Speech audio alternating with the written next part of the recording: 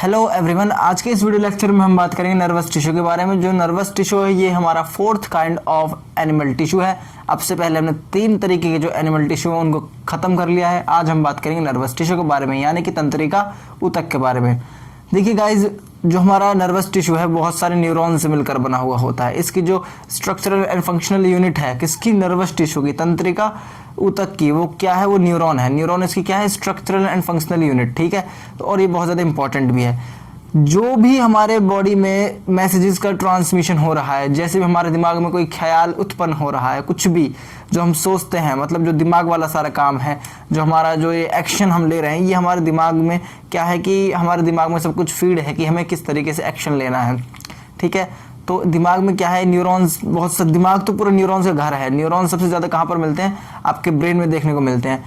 तो जो ब्रेन के अंदर न्यूरॉन्स हैं, यहाँ पर जानना ये ज़्यादा ज़रूरी नहीं है कि हमारे दिमाग में बहुत सारे न्यूरॉन हैं। यहाँ पर जानना ये ज़्यादा ज़रूरी है कि जो ये न्यूरॉन है ये हमें सोचने समझने का जो ये पूरा नेटवर्क है ना, इसको जो मेंटेन किया हुआ है, जो हमारा सब कुछ बन रहा है कि हम किस तरह से सोच सकते हैं, किसी चीज़ को कैसे करा जा सकता है, सारे आइडियाज, सारे थॉट्स, जो भी हमारे बॉडी में सब वर्क हो रहा है। जैसे हमारा जो ये डाइजेस्टिव सिस्टम है, ये जो ब्रेन तक मैसेज पहुंचते हैं, तो ब्रेन क्या करती है, सिक्रेशन डालने के लिए फर्दर ग्लैंड्स जो होती है उनको ग्रंथियों को मैसेज पहुंचाते हैं कि भाई ये वाला एंजाइम रिलीज करो, ये वाला हार्मोन रिलीज करो। तो इस तरीके से वर्क होता है, मतलब कि सारा जो काम हो रहा है वो मैसेजेस के थ्रू हो रहा है पूरी बॉडी में, ठीक है। तो ये बहुत तगड़ा कनेक्शन क्रिएट करते हैं, कौन, नर्वस टिश्यू।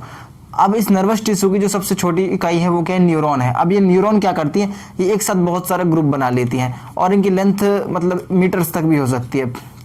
तो जो ये न्यूरॉन है ये एक साथ ग्रुप किसकी एक साथ एक ग्रुप किसकी हेल्प से बनाते हैं, ये बनाते हैं बेटा कनेक्टिव टिश्यू की हेल्प से। जो हमने कनेक्टिव टिश्यू पढ़ा था वो उसके कई सारे पार्ट्स हैं, तो उधर का जो पार्ट है वो इसमें अप्लाई होता है। मतलब कि जो कनेक्टिव टिश्यू है वो इनको बाइंड करता है। आपसे पेपर में क्वेश्चन पूछ सकता है कि न्यूरॉन जो नर्वस टिश्यू है इसको जो बाइंड किया हुआ है किसने किया हुआ है, कनेक्टिव टिश्यू ने ही बाइंड किया हुआ है। अब हम न्यूरॉन के बारे में पढ़ लेते हैं, यही इसमें इंपॉर्टेंट है। देखिए, न्यूरॉन की जो सेल है ये डिवाइड नहीं कर सकती। आपसे पेपर में ये क्वेश्चन भी पूछ सकता है, which of the cell in the humans can not divide, it is the neuron because they don't contain any centrioles, ठीक है, they don't contain any centrosome, ठीक है। न्यूक्लियस होता है इनके पास, लेकिन इनके पास सेंट्रोजोम नहीं होता।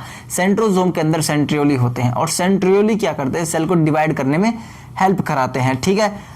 तो जो न्यूरॉन है ये किस तरह से होता है, इसका स्ट्रक्चर, इसका जो आकृति है वो देख लेते हैं। देखिए, जो ये टेंटिकल्स लाइक स्ट्रक्चर है इस तरीके से, इनको डेंड्राइट्स बोलते हैं। डेंड्राइट्स का काम क्या होता है, ये कोई भी मैसेज जनरेट हुआ, केमिकल फॉर्म में जनरेट होते हैं मैसेज। तो यहाँ पर केमिकल फॉर्म में मैसेज जनरेट होता है इनिशियली, वो केमिकल फॉर्म ये आकर यहाँ पर अटैच हो जाता है, क्योंकि यहाँ पर कुछ रिसेप्टर प्रेजेंट होते हैं। इसके जो ये हेयर लाइक स्ट्रक्चर है, यहाँ पर क्या होता है, ये जो हेयर लाइक स्ट्रक्चर है इधर कुछ रिसेप्टर प्रेजेंट होते हैं। क्या प्रेजेंट होते हैं, रिसेप्टर। जो ये रिसेप्टर होते हैं ये क्या करते हैं, इधर से इन केमिकल सब्सटेंसेस को, इन केमिकल मैसेजेस को अपने पास रिसीव कर लेते हैं, ठीक है। रिसीव करने के बाद उसको फर्दर किस में कन्वर्ट कर दिया जाता है, इलेक्ट्रिकल सिग्नल्स में, ठीक है। अब यहाँ पर आए तो केमिकल रिएक्शंस में थे, कभी कभी इलेक्ट्रिकल में भी आ जाते हैं। तो मेन चीज क्या है, यहाँ पर ये क्या करता है, रिसेप्टर प्रेजेंट होते हैं डेंड्राइट्स पर, वो क्या करते हैं, मैसेजेस को क्या करते हैं, कैच करते हैं। आपसे पेपर में ये नहीं पूछेगा कि वो इलेक्ट्रिकल आए थे या केमिकल आए थे, आपसे पेपर में पूछेगा इनका फंक्शन क्या है। ये मैसेजेस को क्या करते हैं, कैच करते हैं मैसेजेस को। अब मैसेज को कैच करने के बाद वो ट्रैवल होता होता मैसेज, मान लीजिए मैसेज ट्रैवल होता होता यहाँ से कैच किया और ऐसे ऐसे आ रहा है, ठीक है। अब वो ट्रैवल होकर कहाँ पर पहुंचेगा, इस वाले एरिया में, जो एक खाली एरिया है इसको बोल देते हैं साइटोप्लाज्म। और न्यूरॉन को जो साइटोप्लाज्म है उसके कई सारे नाम है, उसका नाम क्या हो सकता है कि उसका नाम न्यूरोप्लाज्म भी हो सकता है, न्यूरोप्लाज्म, ठीक है। तो अब यहाँ पर वो मैसेज ट्रैवल करा, अब यहाँ पर क्या प्रेजेंट है, केंद्रक प्रेजेंट है, न्यूक्लियस प्रेजेंट है, ठीक है, कोई बात नहीं, मैसेज हमारा ट्रैवल करता रहेगा। फर्दर वो कहाँ पहुंच जाएगा, एक्सोन में। एक्सोन से ट्रैवल करता करता करता वो कहाँ पर आ जाएगा, बिल्कुल एंड पॉइंट पर। इस पॉइंट क्या बोल देते हैं, नर्व एंडिंग। नर्व एंडिंग से क्या है, रिलीज हो जाएगा in the form of neurotransmitter. In the form of neurotransmitter, मेरे साथ बोलो, किस फॉर्म में, in the form of neurotransmitter. Neurotransmitter की फॉर्म में बाहर आ जाएगा। अच्छा, अब जो न्यूक्लियस है ये क्या है, इसका केंद्रक है, सीधी सी बात है। केंद्रक जो बाकी काम और जगह करता है यहाँ पर भी करेगा। और यहाँ पर क्या देखने को मिलता है, जो ये सेल्स हैं साइड्स में, न्यूरॉन की सेल्स, ये वाले एक्सोन के पास जो सेल्स हैं इनको बोलते हैं श्वान सेल्स, ठीक है। क्या बोलते हैं, श्वान सेल्स। ये आप कह सकते हो, अभी के लिए आप ऐसे समझ लीजिए कि प्रोटेक्शन का काम करा रही है, अभी के लिए प्रोटेक्शन का काम करा रही हैं। यहाँ पर ये श्वान सेल्स प्रेजेंट हैं, ठीक है। इनके पास अपना न्यूक्लियस है, गया ये रहा, ठीक है।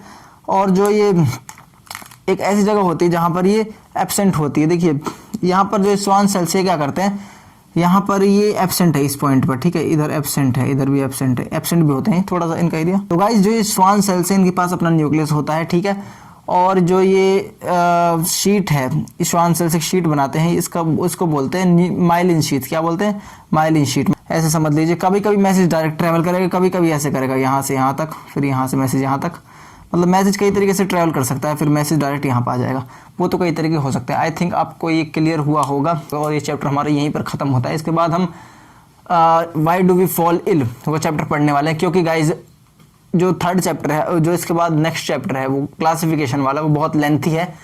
उसको कंप्लीट कराने से पहले मैं दूसरे चैप्टर्स भी कंप्लीट करा सकता हूँ, तो हम उस चैप्टर पर अपना फोकस करेंगे और उस चैप्टर को हम लास्ट में करेंगे, ठीक है। अभी हम मेन चैप्टर्स करते हैं, ठीक है। तो हमारा जो नेक्स्ट लेक्चर होगा वो उसी चैप्टर पर होगा, why do we fall ill. और हाँ, 10th क्लास के भी लेक्चर्स आने वाले हैं, मतलब 10th बायोलॉजी के लेक्चर भी आने वाले हैं, क्योंकि बायोलॉजी में आपका सिलेबस बहुत ज़्यादा है और बायोलॉजी में चीज़ें आपको पढ़नी पड़ती हैं। ऐसा नहीं है कि आप न्यूमेरिकल की तरह कर लोगे और 4-5 न्यूमेरिकल फालतू लगा दोगे, ठीक है। यहाँ पर अलग अलग कॉन्सेप्ट होते हैं और यहाँ पर एक इन्फॉर्मेशन हमें पढ़नी होती है। बायोलॉजी में क्या करना होता है, हमें इन्फॉर्मेशन पढ़नी होती है, इसलिए थोड़ा सा इसको बोलते हैं थियोरेटिकल सब्जेक्ट, क्योंकि यहाँ पर इन्फॉर्मेशन हमें पढ़नी होती है। हालांकि यहाँ पर भी बहुत सारे कॉन्सेप्ट होते हैं और इसके कॉन्सेप्ट बहुत अच्छे होते हैं, मतलब बायोलॉजी में भी अच्छे अच्छे कॉन्सेप्ट देखने को मिल जाते हैं। आई थिंक ये क्लियर हो गया होगा। चलिए आज के लिए इतना ही बहुत है, तब तक के लिए आप अपना ध्यान रखिए, घर पर मास्क पहनिए और सैनिटाइजर का प्रॉपर यूज़ करिए। Take care, bye.